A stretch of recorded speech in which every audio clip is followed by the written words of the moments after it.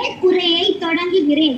மேலும் இங்கு வந்திருக்கும் ஆன்றோர்களையும் சான்றோர்களையும் மனமாற வணங்கி அறிவை விரிவு செய் என்ற தலைப்பில் என்பதை தாண்டி தம் அறிவை நம் தலைவர்கள் விரிவு செய்ததால்தான் யார்முறை யாவரும் கேளீர் என்று இன்று நாம் உலகம் முழுவதும் வாழ்ந்து கொண்டிருக்கிறோம்.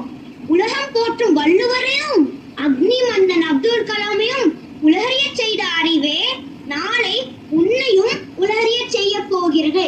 எனவே உன்னது அறிவை விரிவு செய். அன்று எவனோ ஒருவன் அறிவை விரிவு செய்தான். அதனால் மனிதன் மனதின் ஆழம் புரிந்து அன்பு மலர்ந்தது. மகிழ்ச்சி வெள்ளத்தில் மூழ்கிடுவோம் என்று கூறி விடைபெறுகிறேன். நன்றி, வணக்கம். Very good Iniyan, super Iniyan.